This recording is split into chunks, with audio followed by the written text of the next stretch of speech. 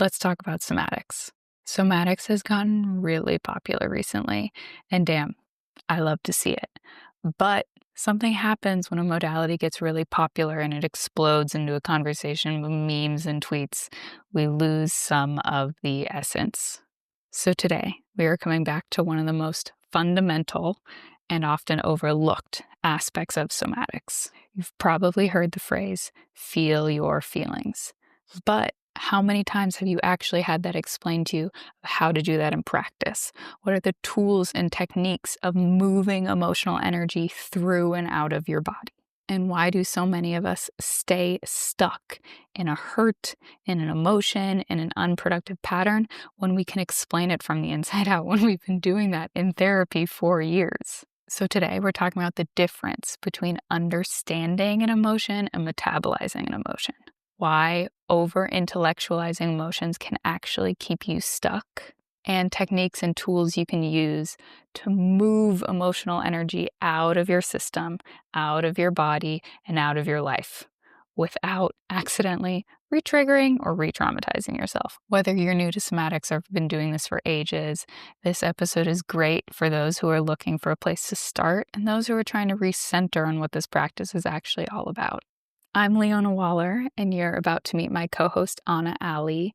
And thank you so much for joining us for the very first episode of The Body Knows.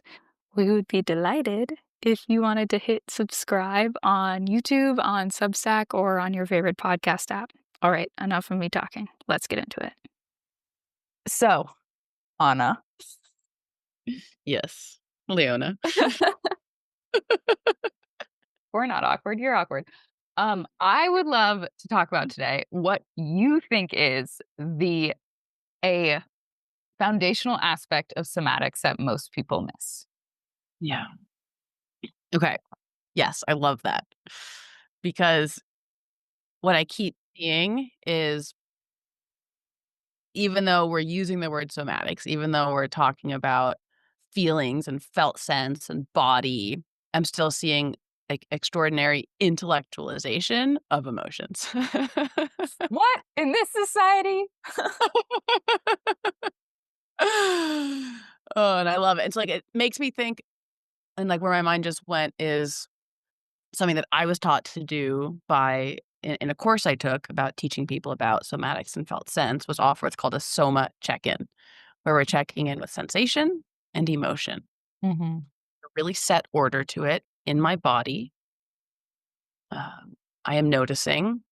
Then you name a sensation. So I'm noticing pressure on my sit bones. And I'm experiencing, and you name an emotion. I'm experiencing contentment. Mm. And the big thing that they taught us to stress to clients is no because in there. Mm. Because the Mm. because is the cognitive piece. And the Mm-hmm. is that piece that we're so ingrained on focusing on. So Mm. it's not in my body, I'm noticing pressure on my sit bones because I'm sitting on the ground.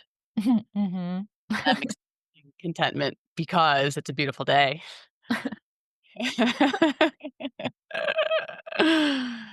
And so then we can even go deeper there of, but, I'm feeling overwhelmed right now. It's like, Mm. okay, wait, we still a cognitive thing. We're still looking at words here. And Mm-hmm. the question, what are you feeling in your body? How does Mm. overwhelm show up in your body? And can you use that I'm feeling overwhelmed right now as a gateway to then drop into your body? And so much of the time, we're not seeing that.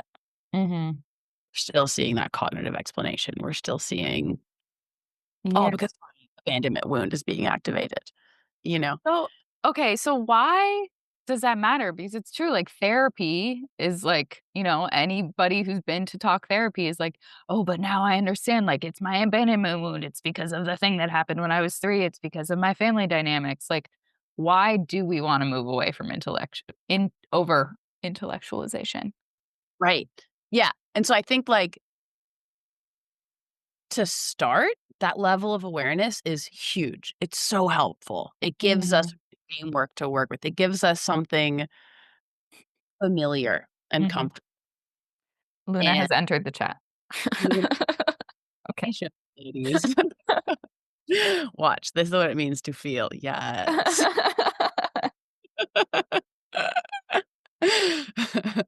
Um,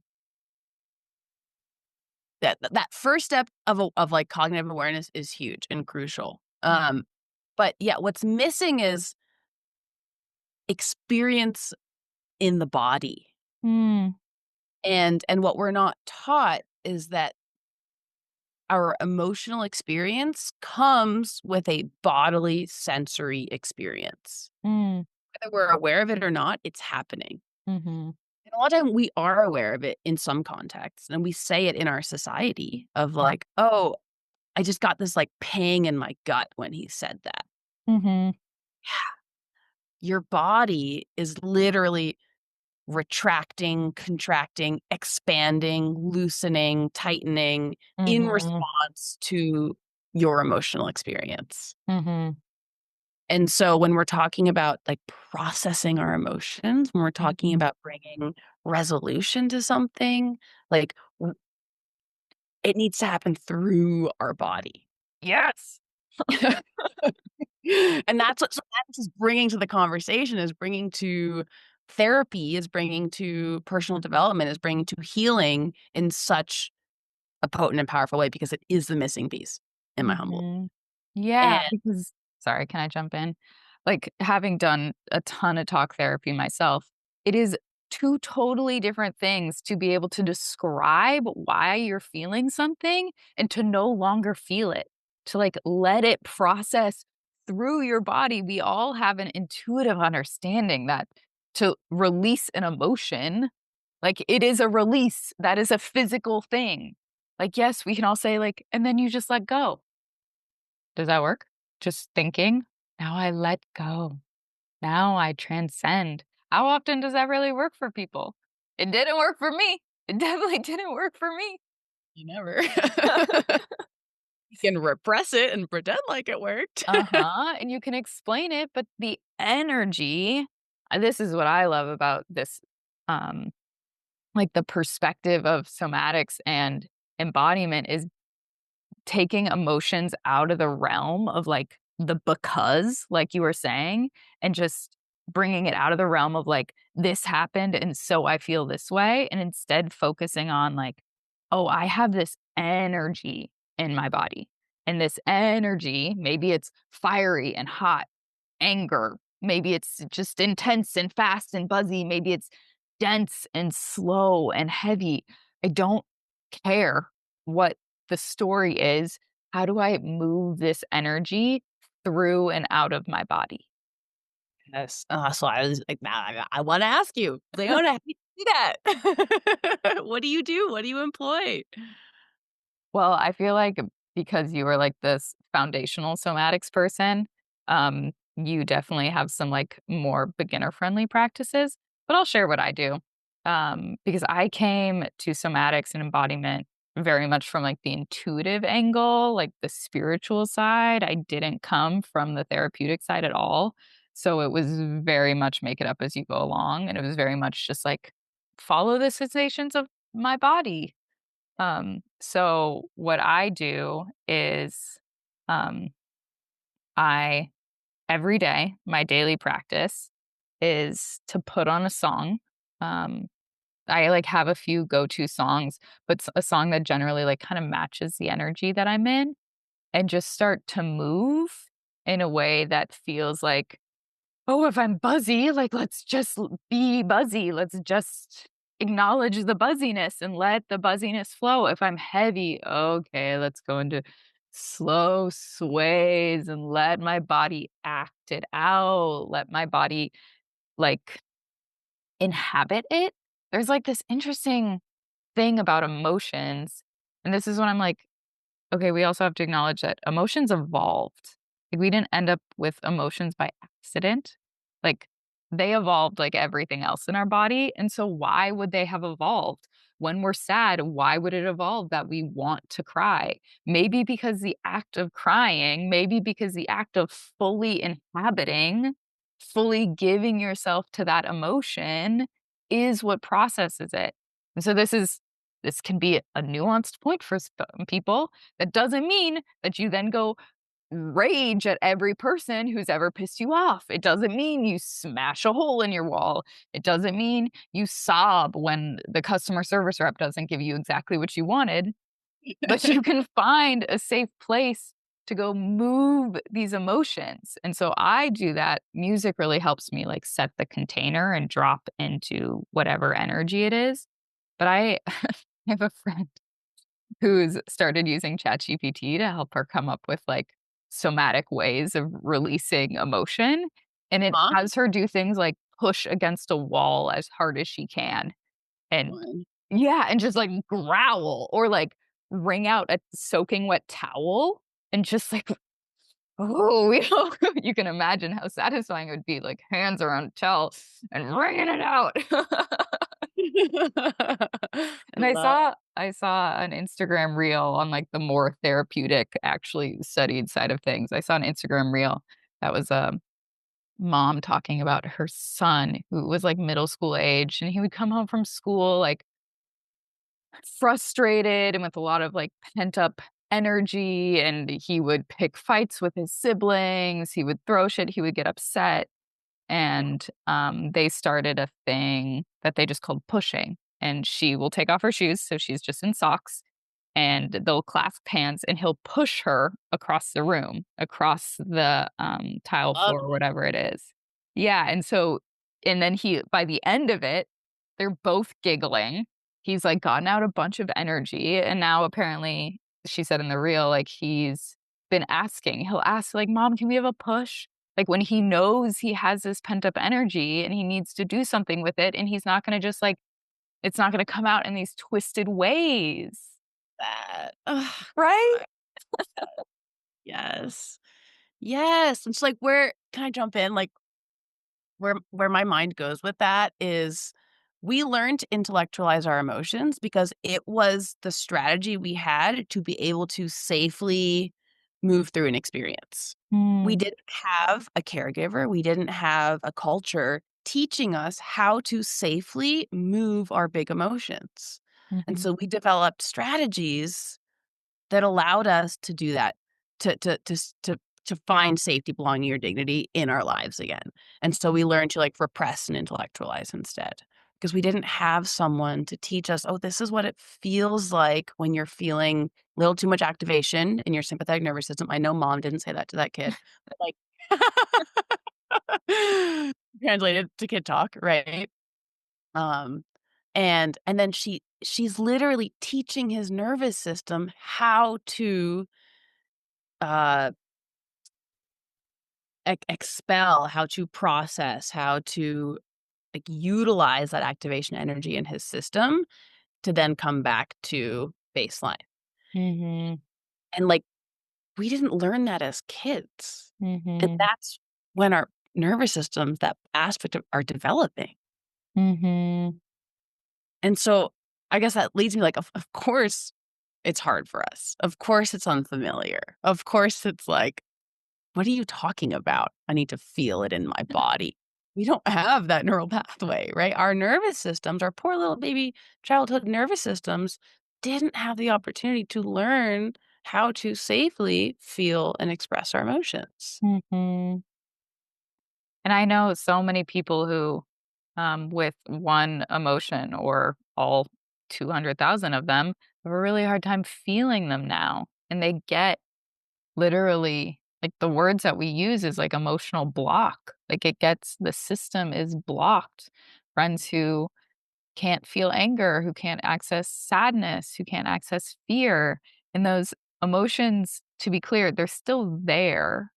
Our just conscious mind has shut them down to the point that we don't experience them, but this has it's not like and now they move through life, like, perfectly happy, because actually when you're emotionally blocked for any emotion, it makes it much harder to feel other emotions. You can't just cut off, like, a part of the river. You're Right. damming the entire thing. And so, like, this is also the point that I think people miss, like, um, the muscle, the capacity that we have to surrender to joy, to bliss, to contentment, to peace is the exact same capacity we have to surrender to grief, to frustration, to overwhelm. Exactly. And I'm sure some people are thinking, but like, I don't want to surrender to overwhelm. But remember, the point is like when you surrender, then you can move it through your system. It's not like you surrender to stay in it forever. You surrender because our emotions develop to help this energy, emotions pass through. And I feel like so many people already accidentally do somatics, like personal therapy by exercising. It Absolutely. We all do it unconsciously, and, like, children are great teachers in this, like, they're, like, banging on their thighs when they're upset. That is a great somatic practice, you know? They yell, yes, sound moves activation energy. They go berserk and start shaking, yes, like, they're just so tapped into that instinctual knowing of how to move that energy. Mhm. So, Anna, now we can turn I would love to turn the question over to you. How would you tell people either, like, through maybe they just add it to their exercise routine, or, like, what are the somatic practices that are foundational that people can use to move different emotional energy? Totally. That makes me think, like, there's, like, 2 pieces to this. First, we have to build awareness. Mm, And so that first step is building awareness. And mm. so what I say is that soma check-in, daily soma check-in, at least daily, right? At And to be clear, you can do that in, like it's, like, 10 seconds. literally, yeah, yeah. For some of us, it can be longer if we are, I know, like, when I started on this personal development journey, I had 3 emotions, right? I was happy, I was sad, I was angry. Yeah, and so, like, the soma check-in would have felt really difficult to me then. And so a Mm. lot of the time too, for anyone in that boat, I give them, like, an emotions wheel or an emotions list or, like, whatever works best for them, just as, like, a, "Do I feel this? Do I feel this? Do I feel this?" Because that can take a little bit of time, but we're gonna go with, like, 15, 20 seconds, right, to start if it's hard for you. But so, yeah, first step, soma check-in. In my body, I'm noticing sensation and I'm experiencing emotion. No, And because so, no, because. No, because. And no, because, and like really noticing, okay, there is a distinction between sensation and emotion. And although they are intrinsically linked in some way, in this present moment, I'm not looking for that link. I can be feeling pressure on the soles of my feet, experiencing pressure on the soles of my feet, and I'm having some emotion that's totally disconnected from those 2 things, or they can be connected. But that soma check-in is just like, what is my felt sense experience right now? Because that's that neural pathway we're building awareness of. Because that's that neural pathway we've learned to not pay attention to. Mm. So yeah, first step, daily soma check-in. Dare I say, twice a day. Oh, slow down. Dare I say 3 times a day. Oh my god. And so what I like to do, and like I have it come up every day on my phone, I have a reminder. And it just says daily soma check-in. Mm. What just came up for me is, like, tying it to something you already do, like, if you brush Habit your teeth. stacking. Yeah. Yeah. Or, like, for me, every time I sit in my car, like, what if I just, like, took the 20 seconds to be like, "Okay, I feel my seat underneath me or whatever is coming up. I feel my clothes on my skin. How do I feel?" Like, it Yeah. doesn't have to be, like, this massive shift. Like, it can be so easy. Be a tiny process. Yes, it Mhm. should be easy. It shouldn't feel like this obligation that really takes a lot of setup and ritual and, No, no, no. like, simple and fast. Like, do it while you brush your teeth, and Mm. your sensation can be sensation on my gums, Right? Mhm. Like, keep it simple. Mm. It's simple, keep it simple, keep it simple. Okay, first piece, awareness. Yeah, Mhm. because we need something to work with, right, to be able to employ this other stuff. And so awareness is that first step. And then second piece would be, I'd say, movement, breath, and sound. Mm. Like, these are sort of our 3, um, baseline options Mhm. to start practicing, to start trying something out. And, like, Mm, that's that other piece that I like to bring in of beginner's mind. mm, I need to, like, use my imagination here. I need to be curious. I need to, like, be a little playful even. Like, if mm, you bring those 3 pieces in as well, how can I playfully, curiously move my body right now to this emotion? And, like, letting go of, "Oh, I'm doing it right or wrong," right? I'm a beginner. I'm just, like, gonna do something and see what happens. mm. And that I love that. That, like what that brings up for me is something I've embraced in, like, the last year or 2, like, the playful tantrum. This sounds so fucking stupid even as I say it. Sorry, everybody, for cursing. There will be cursing on this podcast. Um, le but, like, to even be able to meet my own heavy emotions lightly, like, that playfulness, like, I'm frustrated about something and, like, grabbing a pillow and, like, beating it against my bed and, like, stomping huh? and being like, "I don't like this!" And, like, it actually is so what's the word? Like, liberating to, like, express it in also this very light way. Like, I could get, like and I've done this, like, get super intense and, like, beat on my chest, stomp, but there's almost this there's an it's like a cheat code bringing this, like, lighter energy to it because it tells maybe this is just me guessing, like, it's telling my system, like, that this isn't this serious, like, I'm safe to feel this, like Safe. That, yeah. yeah. And, like, play is only accessible when we feel safe. Mm, And so by bringing in this sensation of play, this experience of play from the beginning as we enter into the emotion, we're bringing in the sense of safety as well. mhm. I love that.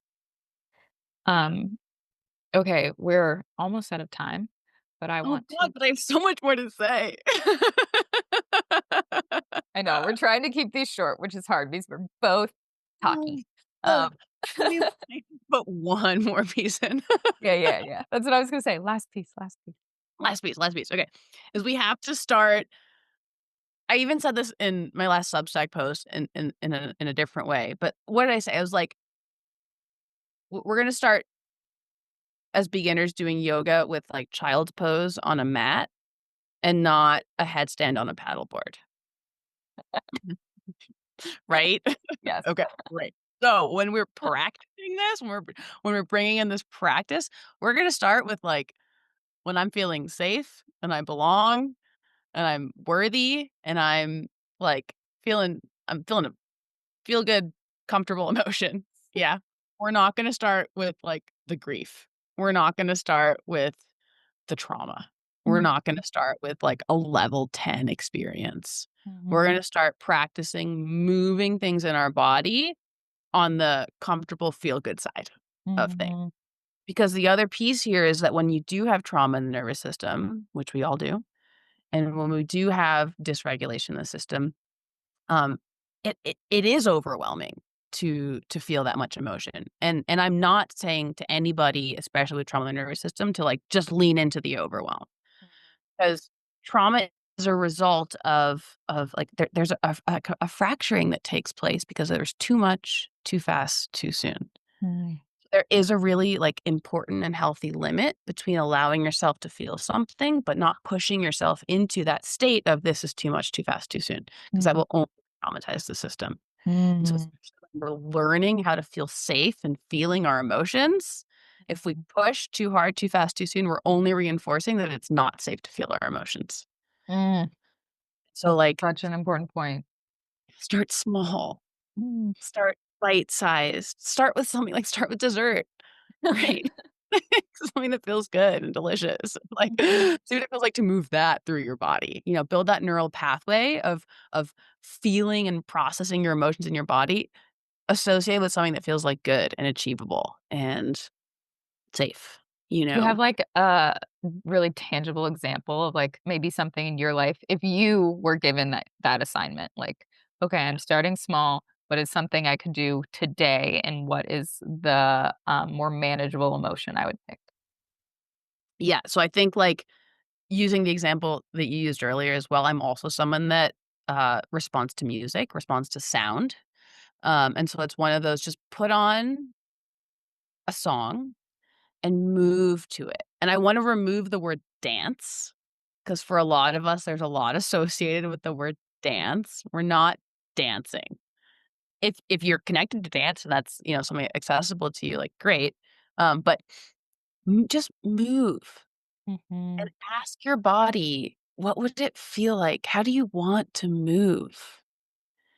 And there's this really hard piece again of, like, we have to disconnect the cognitive from this. We have to ask the mind, "Okay, mind, I'm not asking you to tell my body how to move.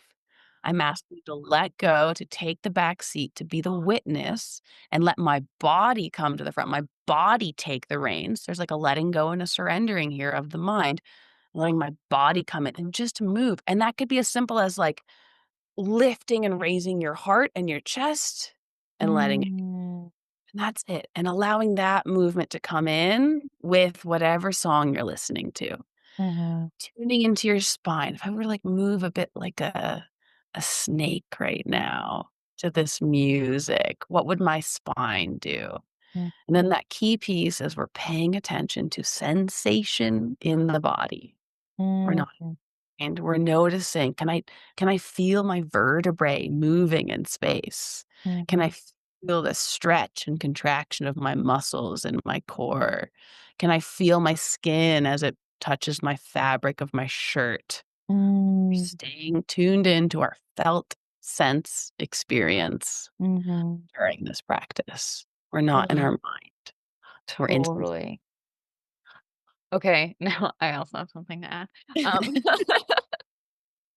I love that, and I feel like, I'm gonna make some massive stereotypes here, but, like, that practice might be more accessible perhaps to women who are, like, Mm, more used to this kind of, like, flowy way of moving, and if there's anyone listening who just feels like that's super inaccessible, whether it's related to your gender or not, yeah. um, I wanna drop in this other piece, a practice that I do all the time, is when I'm exercising. So I did this last week when I was visiting Anna in Yosemite, and I went on a hike, and there was like I had some tension over something that was going on in my life.